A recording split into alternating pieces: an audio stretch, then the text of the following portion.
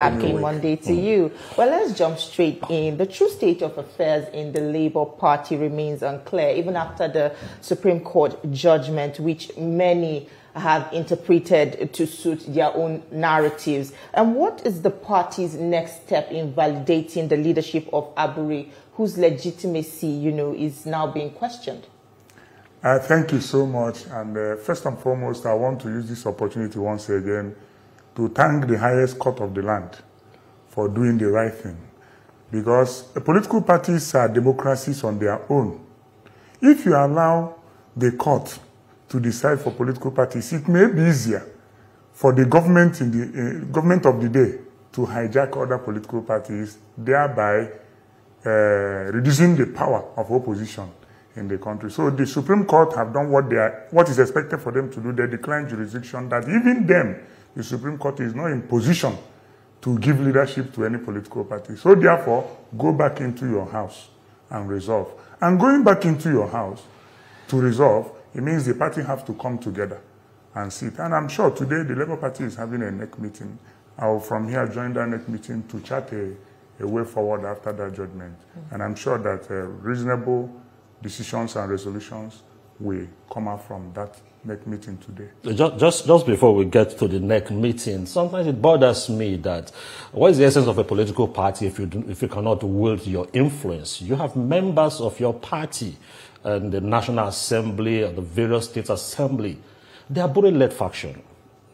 Do they really have any control over these members? So why the struggle to remain the national chairman when you can't even control? Abure is not struggling to remain the national chairman. Abure is the national chairman of Labour Party, and there is no faction in Labour Party. I keep saying this. There are two factions. There are no factions. The Nenadi Usman Caretaker Committee. I want you to take time and read the Labour Party constitution. Where on earth does a governor generate the power to commission a caretaker committee?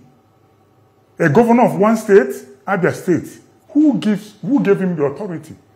The Supreme Court have said, obey and respect your constitution.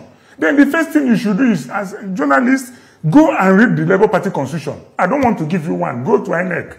Ask INEC for Labour Party constitution, whichever one they have, if it is 2022, if it is 2009, if it is 2016, 2014, or 2019, or 2024 version of the anyone INEC gives you, look into it and find out if Ale Soti Abinishio has the power to even convey party leadership meeting. Not to talk of commissioning a caretaker committee. If that is possible, PDP that had up to 10 or more than 10 governors, with Atiku Abubakar would have called for a NEC meeting and commission a caretaker committee with all the crises they are having in PDP. It's not done. We must begin to call a spade in this country.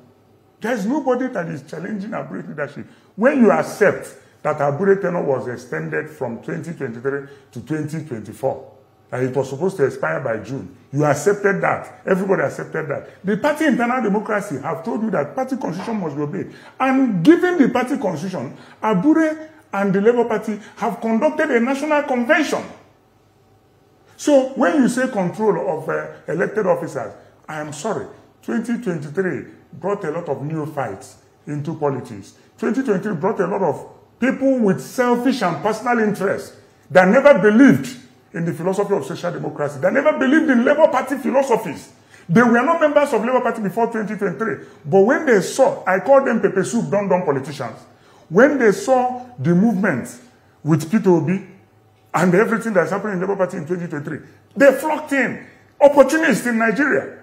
Even the senator making noise that was he a pure candidate? Did he pay for that ticket? It was his principal, Senator Orogide, that came and used him as a placeholder. But he won the election, so give him the credit. He won the election with who? The wave. Because Nigerians wanted Labour Party. Nigerians saw that Papa Mama Pikin is where their solution lies. And Nigerians voted without looking at who is behind the ballot. And I'm beginning to appreciate some of these youths that said we must vote according to names, individuals on the ballot, not the Labour Party alone. Because if they had done that, we would have selected people in Labour Party that mean well for the country. And people that, it does not matter, but people that represent what a good governance should be in the country. So Labour Party were not opportune to have all of their candidates being a believer of the party. They never believed in the party. And that is why it will be difficult to control them. Because they came into the party with the blood of APC, with the blood of PDP, with blood of all manner of blood. They came into the party. So what we have been battling with is control of the party structure. All of them, most of them, the moment after that election they were sworn in, they came with the party. They come to the party with a request. I want to control my local government. I want to bring the chairman of my local government. I want to bring the chairman of my ward.